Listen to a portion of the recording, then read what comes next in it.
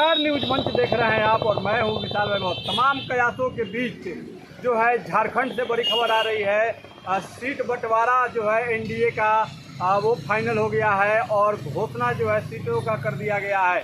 जी हां, बीजेपी ने जो है प्रेस वार्ता कर इसकी आधिकारिक जानकारी दिया है झारखंड में।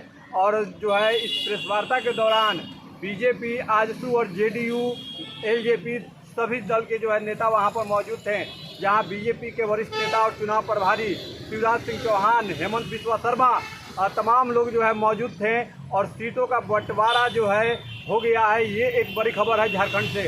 और जो है किसको कितना सीट मिला है ये आपको हम बता दे रहे हैं। जहां झारखंड में जो है आजसू को जो है 10 सीटें दी गई हैं, तो वहीं जेडीयू जो कि 11 से 12 सीटों का मांग किया जा रहा था जेडीयू की ओर से, उसको जो है फिलहाल 2 सीट दिया गया है।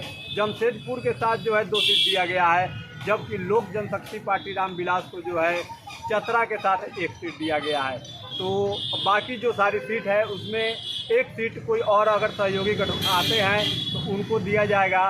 बाकी सभी सीटों पर जो है बीजेपी जो है चुनाव लड़ेगी। तो ये है पूरा सीटों का फार्मूला। और जो है प्रेस वार्ता के दौरान क्या कुछ कहा गया है, इसको कौन सा सीट दिया गया है, आपको छोड़ जाते हैं प्रेस वार्ता के साथ, जहाँ पे मौजूद हैं मध्य प्रदेश के पूर्व मुख्यमंत्री और बीजेपी झारखंड के चुनाव प्रभारी शिवराज सिंह चौहान, हेमंत बिस्वा शर्मा, तमाम लोग मौजूद हैं। आप जुड़िए प्रेस वार्ता के साथ, बने रहिए न्यूज मंच के साथ। न्यूज मंच के लिए झारखंड से नीरज कुमार के साथ विशाल वैभव, पटना। मित्रों,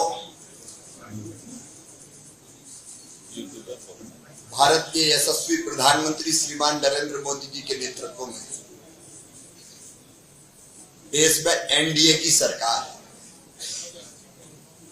और एक वैभवशाली, गौरवशाली, संपन्न, समृद्ध और शक्तिशाली भारत का निर्माण मोदी जी के नेतृत्व में एनडीए की सरकार कर रही है। मोदी जी के नेतृत्व में देश तेजी से आगे बढ़ रहा है। आज एनडीए देश में विकास और सुशासन का प्रतीक है। झारखंड में भी चुनाव का बिगुल बज चुका है। इंडी गठबंधन की सरकार ने झारखंड को तबाही और बर्बादी के कगार पर पहुंचा दिया है। झारखंड के ये चुनाव सत्ता पर कौन काबिज होगा केवल इसका चुनाव नहीं है, ये झारखंड की अस्मिता बचाने का चुनाव है। झारखंड में माटी, बेटी, रोटी बचे, नौजवानों के रोजगार सुरक्षित हो, महिला सशक्तिकरण हो, गरीब कल्याण हो, किसानों का उद्धार हो और भ्रष्टाचार का हम सफाया कर पाए, सुशासन और विकास दे पाए। इसलिए झारखंड में हमने फैसला किया है, केंद्र ने फैसला किया है, केंद्रीय नेतृत्व ने भी तय किया है कि झारखंड का ये चुनाव एनडीए लड़ेगा मिलकर। और झारखंड में एनडीए के स्वाभाविक हमारे सहयोगी आजसू के अध्यक्ष यहां बैठे हुए हैं, सुरेश जी, उनकी टीम यहां बैठी है। भारतीय जनता पार्टी, आजसू, जनता दल यू और एलजेपी झारखंड में मिलकर चुनाव लड़ेंगे। मिलकर हमारा अभियान भी चलेगा। आपस में चर्चा हमारी पूरी हो चुकी है। सीट शेयरिंग पर भी सहमति है और जल्दी हमारे उम्मीदवार घोषित होंगे। चुनाव के अभियान में हम कूदेंगे और इंडी गठबंधन के जेएमएम कांग्रेस की सरकार के कुशासन का अंत कर ही हम चैन की सांस लेंगे। हमारे आदरणीय कृषि मंत्री शिवराज सिंह चौहान जी ने आप लोगों को बताया कि ये चुनाव हम प्रधानमंत्री नरेंद्र मोदी जी के नेतृत्व में एज ए एनडीए लड़ना चाहूंगा।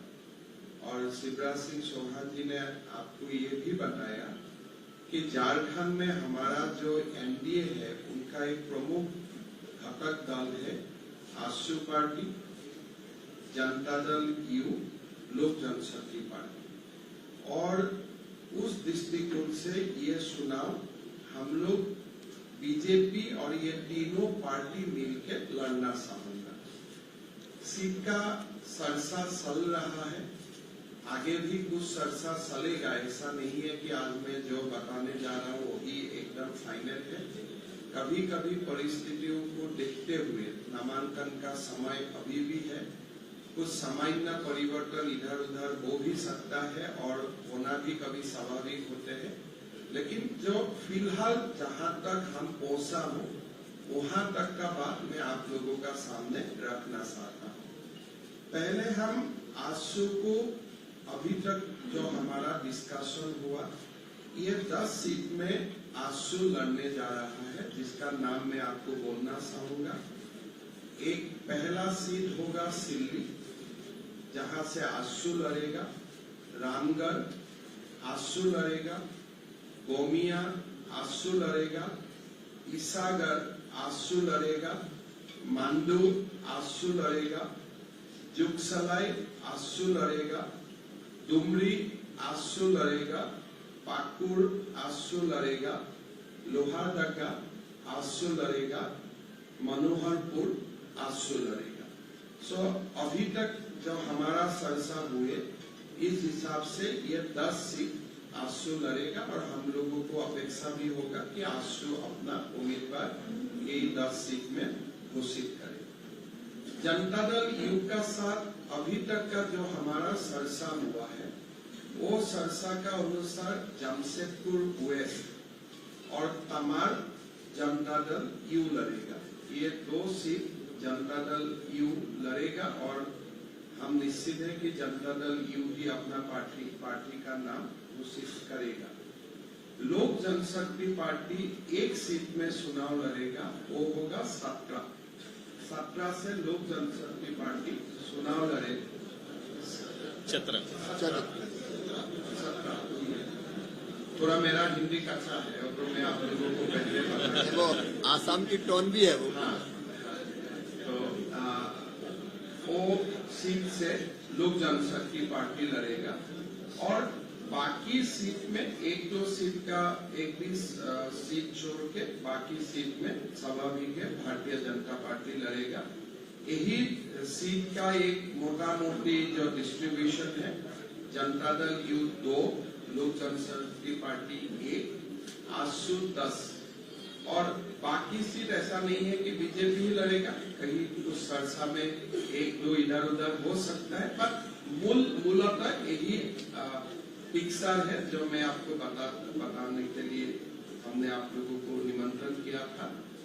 और मेरा लगता है कि अभी बाबूलाल जी और सुदेश जी दोनों को ये चुनाव का नेतृत्व लेना है और दोनों कैसे चुनाव को आगे बढ़ाएगा दोनों आप लोगों का सामने पेश करेगा। मैं बाबूलाल जी को निमंत्रण करता हूं कि चुनाव का बारे में सुदेश जी और बाबूलाल जी आप लोग का सामने बोले।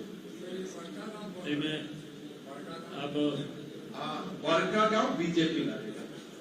मैं सुदेश जी से आग्रह करता हूं कि आप प्रेस को संबोधित करें। धन्यवाद। आज हमारे एनडीए के संयुक्त बैठक में मैं आदरणीय केंद्रीय कृषि मंत्री जी का, आदरणीय असम के मुख्यमंत्री जी का जो हमारे प्रभारी भी हैं, आदरणीय हमारे प्रदेश के अध्यक्ष भारतीय जनता पार्टी बाबूलाल मरांडी जी का, हमारे सहयोगी सांसद गिरिडीह और हमारे पार्टी के जनरल सेक्रेटरी सईद जी का हार्दिक स्वागत करते हैं। मैं आप सभी का, सारे मीडिया के प्रतिनिधियों का हार्दिक स्वागत है, अभिनंदन है। आज हम सभी संयुक्त रूप से इस प्रदेश के अंदर चुनाव लड़ने की घोषणा संयुक्त रूप से करने के लिए इस प्लेटफॉर्म में हम सभी लोग आए हैं। वर्तमान राज्य की परिस्थिति और हमारा लंबा संबंध ये अलग से विषय नहीं है जिसके बारे में हम चर्चा करें। लेकिन पूरे राज्य की कमोबेश भावना यही है कि दोनों दलों को साथ में देखना चाहती है, और जब दोनों दल साथ में होते हैं तो राज्य और राज्य की जनता के अनुकूल भावना के अनुकूल परिणाम भी आते हैं। वर्तमान परिस्थिति राज्य की जो बनी हुई है, वर्तमान नेतृत्व जिन्होंने 2019 में इस राज्य का कमान संभाला, मुझे लगता है कि कोई भी वर्ग इस कुशासन से अछूता ना होगा। हर कोई तकलीफ में है और हर कोई इस तकलीफ से निजात चाहता है, वो कोई भी वर्ग। आज उसी को लेकर एक दलीय समीकरण के रूप में हम जरूर यहां पर खड़े हैं, लेकिन इससे पहले जनता का समीकरण भी गांव घर में तैयार हो रहा है। लोग चाहते हैं कि एक कल्याणकारी सरकार का गठन हो। चूंकि सरकार गठन होना और कल्याणकारी सरकारें चलेंगी, इस कंसेप्ट को ही इन्होंने बदल कर रख दिया है। निजी हित, निजी स्वार्थ में लोग कितना दूर जा सकते हैं, मुझे लगता है भारत देश के अंदर में एक ऐसा उदाहरण दलीय रूप से नेतृत्व करता ऐसा बने हैं जिसमें ना शासन ना डेवलपमेंट, ये दोनों ही चीजें विलोपित है।